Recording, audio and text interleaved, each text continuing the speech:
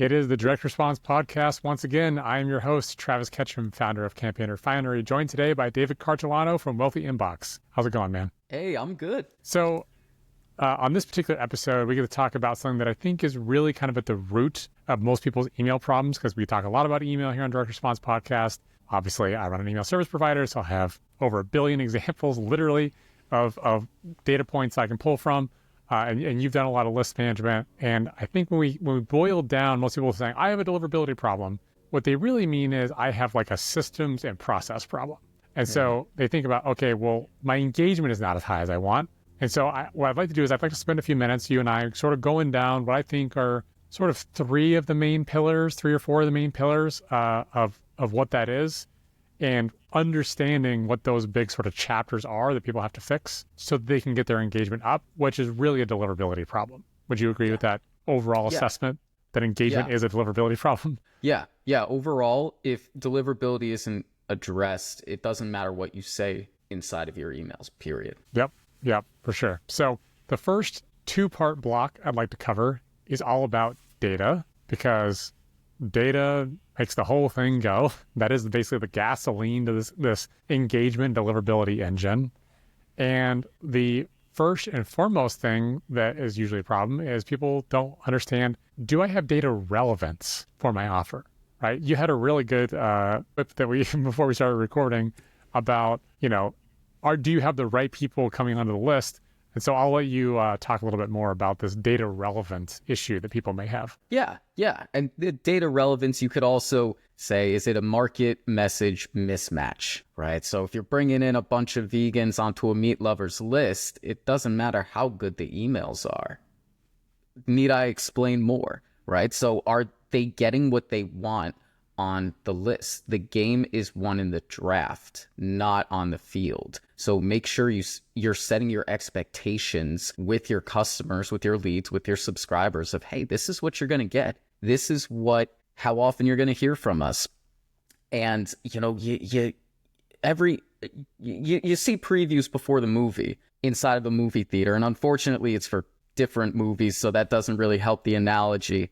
But you know what you're getting. And I think that's absolutely critical. Otherwise, you might get you're going to get a bunch of spam complaints. If you're emailing people way more, if you're not telling them why you're emailing them, it's something that I've seen in my experience of doing this, that mismanaged expectations will lead to spam complaints. Spam complaints will lead to deliverability issues. And you wind up in spam next to a bunch of nasty stuff that you don't want your business next to. Yeah. Well, and we will get to the ratios, I think, here in a minute about ratio of engagement, which is what we're trying to maximize. And we're trying to minimize the ratio of complaints. And so having that being super relevant, who knew? Talking to people about what they're interested in keeps them interested, and not talking about them what they don't want to hear about doesn't piss them off. It's like, if you go to a dinner party and you're just yapping about auto insurance, people are going to complain in the back of their head, right? But if you go to a dinner party that's about, ham radio enthusiasts, and you wax poetic about ham radios, you probably have a pretty captive audience there, right? So the relevance thing is huge, and sort of reading the room and understanding what it's going to be. And as you said, setting expectations too, right? So like understanding, I'm going to a dinner party with ham radio enthusiasts. Like that is the topic of the night. Knowing that going in means you should probably talk about ham radios, right? If you show up talking about car insurance, it's the wrong people falling on deaf ears. So the relevance thing, definitely big. The second part of this 2-part sandwich is data integrity. And this is a part that I think a lot of people sort of miss the mark on, because there's the obvious and there's the nuanced when it comes to data integrity. The obvious thing is the email address real? Can it receive emails, right? And so having some sort of system function feature built into Campaign Refinery, one of the only ESPs that does that, but just saying, having it check, is it a real email address? So plugging in some kind of system that at least blocks invalid email address. So that's the obvious. The nuanced, though, that a lot of people miss is even if it's valid, does not mean that it's safe. So understanding the risk profile of quote unquote valid emails, because a disposable email address that can receive email today but won't in an hour, higher risk profile than a real person with a real Gmail. Someone who is a known complainer, someone who clicks complain on every single email that comes to their Yahoo inbox. And the ESPs know about this, and they will tell you in advance, ideally if you have a good cleaner, well, I can't be in a refinery, if they do that a lot. And you can say, you know what? I don't even want to mess with that noise. Go ahead and get them off, right? There's bots, there's role accounts, there's spam traps, there's all these other variations of risk that are technically valid. And so if you remove the dead toxicity out of your list, by default, your engagement will go up because the people that want to, bitch and moan and complain or could never, ever get your email in the first place won't even be sent the email from day one. So that's what I mean by data integrity. Yeah. And if I can interject something here, because this is a common mistake that I believe people make. They say, well, David, Travis, I have double opt-ins, so I'm okay. That's just not true at all. If you're sending to a spam trap or a malicious bot that is there to ruin your business, or a spam trap that Google puts out to see if you're paying attention to actual leads coming into your system versus zombified email accounts, a double opt-in, you're still sending to them. You send an email to them, and that's exactly what they want. That's the problem. But you're like, oh no, they'll double opt-in, they'll click. Yeah, bots can click.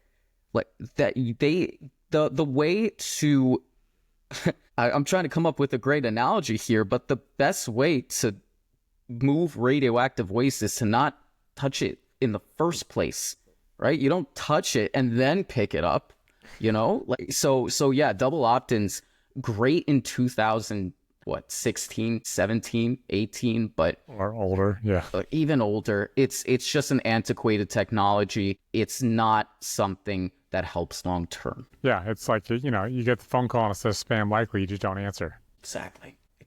That's a big difference of the data integrity component for sure. Cool. All right, now I'm gonna let you take this one. I'm obsessed with it, but I know you are too. Number 3, and this one is the biggest needle mover that anyone can do on their list, period. You want to get a higher engagement rate? Starts with an S. What is it, David? Segmentation. It's splitting up the pie. And to make it really simple, you want to raise your open rates right now, this second, because this is probably most of you. And I'm not saying that in a condescending way. It's just from my experience. Most people are sending emails to their entire list or to 90-day openers. You want to increase your open rates, actually send emails to people who actually open. And it's that simple. So whether it's 30 days, 45 days, I know from my experience, after 60 days and someone hasn't opened, there's a sharp decrease in opens and clicks too, naturally. So just put them in a re-engagement campaign or just get them off the list. So just segment, right? Just take a piece of the pie and only email to that piece of the pie. And you'll be like, wow, David, my open rates went up like crazy, because it's not even, it is deliverability, but it's just simple math. It's just simple human psychology. So that's one of my favorite ways of doing it and making people's eyes pop out of their head, because it's so simple, but it works so well. Yeah, and so what the analogy I like to use to really drive it home for people is stop emailing your exes. Oh, that's good. I got it. When they think about it that way, they're like, oh yeah. It's like, if they ghosted you, they ghosted you. Like, stop. Because this gets kind of to my 4th point, which we didn't really discuss too much ahead of time, but the engagement rate really is one of the biggest influencing factors of your sender domain reputation. So we talked about the ratios. It is essentially living and dying off of 2 ratios. The ratio of engagement compared to who you send to, which is why that segmentation, data integrity, data congruency, all those things are really important, as well as the ratio of complainers. Again, not sending people who haven't opened in a while, forgot about how they got on your list, are known complainers, the cleaner could have grabbed for you in the beginning, spam traps, all those things, right? You're just trying to get those 2 ratios, one to maximize and one to minimize. And if you get those in alignment, you will watch that domain reputation ride that wave up to the top of high, which means that future emails and new leads and new next broadcasts, whatever, have a much better placement rate, so that even though you're sending to less people, to fewer overall people, not only will your engagement rate from a percentage go up, but you will often get a raw count of openers and clickers to go up as well, even though you're sending to less people. And that's one of the most counterintuitive things that you have to try to convince people that haven't been in this game for a while is how in the hell is sending to less people going to get me more traffic? But I swear to you, a billion emails later, I swear to you, it is true that if you send to fewer people based on the criteria we've outlined here, you will have more total people, not just percentage, more total people open and click your emails, right? Yeah. It is just a proven fact. I mean, on the first billion emails that our platform has sent, our average unique open rate is about 50%. Okay? So 500 million opens, unique opens. And we make less money when we convince our customers to send to smaller segments because we charge based on sending volume. And I still am harping on them, please, for the love of God, send to fewer people who actually want to hear from you. I will charge you less for it and you will make more money. I would not tell you this if it were not true to your success. So I cannot harp on this enough. These are the big factors that really, really matter. Now, David, all these things are great. If someone wants to, sprinkle some magic fairy dust and they're like, how can a dumb old copywriter, how can little old me get a crazy engagement rate? Do you have any ideas on some basically cheat codes like in GoldenEye, get in there and get the golden gun? What kind of, I'm dating myself here, but what kind of cheat codes can you put in that can really boost this engagement rate right out of the gate on all of your new leads that are coming into your system so that all of the other systems can follow and do better? Do you have any ideas? Yeah, there's plenty. So I'm going to rattle some off very quickly. So number one, scarcity and urgency. Light a fire under their butt and get them to open, click, purchase. And obviously in an ethical way, right? You don't want to lie to people. You don't want to put undue pressure on them. But that's number one. Number two, give away free stuff. But you could even combine those and say, yeah, I'm going to give this away, but only today. Boom, that gets people moving. Get people to reply. That's an incredible way. And I don't like to just say, hey, leave a reply. No, I like to say, we want to hear from you. If you reply, we're going to send you this free digital thing. That gets way more replies. And that also, here's how it increases engagement. It moves you to, well, at the time of this recording, it moves you to the contact list, to the primary inbox. A reply is a golden Willy Wonka ticket out of promotions, out of spam, which is crazy, but it's how I've lifted that domain reputation, or I like to call it like the Google credit score. It's how I've been able to lift it for accounts that were plunged into the worst, like bottom line, all the way up to high. Not overnight, because it took like a couple weeks to get there, but all of a sudden, overnight, it just went boom. And it went from bad to high, which it is about engagement. And Travis is right. Like, it does come down to sending people that want to open, click, and reply. So those are like my rapid fire answers. Cool. Yeah, right on point. And one of our strategies called the lead magnet multiplier basically combines the elements that you've just rattled off into one like super powered punch. And basically, here's the core concept. We can give it away, even though they have a whole course you can opt in for. It's free. But essentially, when someone opts in for your lead magnet, you say, yeah, great. You opted in. I'm going to give it to you. It's really valuable. But it's so valuable, I should be charging you for it, and I'm not full of it. So you have to go click the link in the next 10 minutes. I'm going to revoke access retroactively, even though I've already sent you the email. And that is super, super effective because we get over 60% of every email we send gets clicked inside of 10 minutes because we have an over 75% open rate and over 75% click to open rate uniques on that first email. But then for your remaining, roughly 40% or so that missed that 10-minute window, a huge portion of them will reply 15, 20, 30 minutes later because they're procrastinators. Say, I'm so sorry. I missed the 10-minute window. I know you told me about it on the thank you page. I see that it says it in the email, but it's user error. I missed it. Is there any way you could find it in your heart to send me the thing anyway? And you're like, yes, sure. Because we are benevolent, we will send you the thing that we were supposed to give you. And so you've now created that reply thread chain. So you've really just juiced a huge, huge, huge percentage right out of the gate. You're getting like 8 to 20 times the engagement rate of all of your peers for your lead magnets. And you've shown two things in the process. A, when you have deadlines in the email, they work and they are reliable. And that B, you are also human and you're not going to make someone pay for it with their firstborn child over missing your free PDF, right?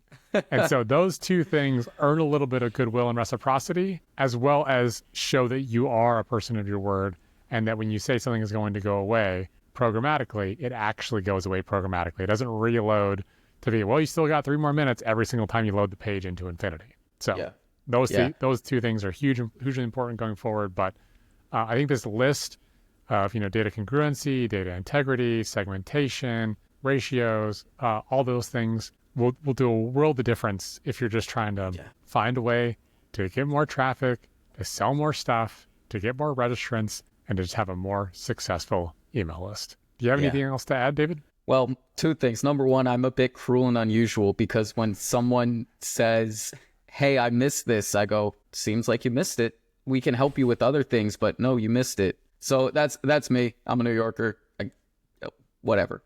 And number 2, I mean, like, guys, girls, in between neither, whoever's watching this, like, this stuff can be implemented this afternoon. This is not rocket science. Cleaning your list with Campaign Refinery, hopefully, or Zero Bounce, Never Bounce, use Bouncer. Clean your list of all those spam traps. Like, that takes seconds, right? Setting up an integration. Yeah. Even if it does take a long time because you have a big list, the effort is seconds. Like, it may take a while to run in the background, but like, it may take hours or even, a day, depending on how big your list is. But like, the effort to get it going and to see progress, you are 100% spot on today. You can do it today. You can send out a reply, like a reply email that says, hey, thanks for being a loyal subscriber. We have a bunch of PDFs, or we have this resource, or we have this coupon code. Just reply with specific word if you want it. And there are ways to automate it. I like to use Make, and you could use Zapier if you want. There's a way of doing that. But so that way you're not like replying individually to 300 people. Or if that's your thing you want to do on a Friday night, go ahead. That is a good way to stress test your support system, desk system, though, if you want to. Yes, it is. But that's also cruel and unusual, Travis. So to the support people, yeah. Right. So this stuff, all this to say, this isn't hard. This is something you can implement. This is something that also has a huge, everyone is fine with email deliverability and their engagement rates until they plummet. And I've seen this ever since the Google and, Yahoo/AOL update in February 2024. Ever since that update, I've seen people go to spam like overnight. They woke up and their open rates are like at 2-3%. And these are people that have been sending for years and years and years without a problem. If not decades. Yeah. If not decades. So this is the sort of stuff that, you brush your teeth so you don't get a cavity. Because when you get a cavity and your teeth hurt, it's all you can think about. Same thing. And it becomes, priority uno. And then, and then you listen to this podcast and go, oh. Should have done that 6 months ago. Should have done it. But you're here now. So, take action. Cool. Well, hopefully this was kind of a crash course for people on how to get your engagement up. I know it sort of turned into a deliverability crash course, but that's okay. I think they are heavily intertwined, and we are here to help and serve. So if you want to get some of these things automated, we have some of those cool features, the engagement stuff, the cleaning stuff, whatever. Inside of Campaign Refinery, you can apply to be a sender to see if you're a fit. If you want to learn more about some of these topics, we have a full, rich blog post down below that is kept up to date by our content team about the latest and greatest as the email landscape tends to shift. And if you're looking to institute a lot of these things so you can grow and scale your newsletters, you can actually sell it and be a valuable asset.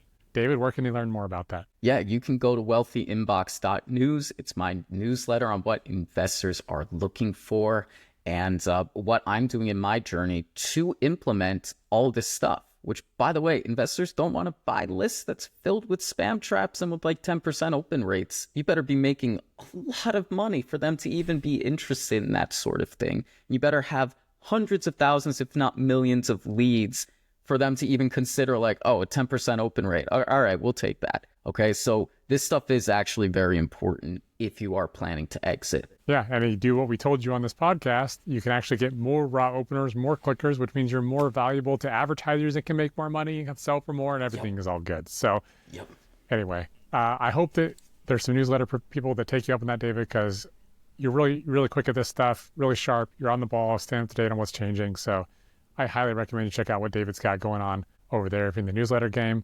Until next time, we'll see you on the next episode.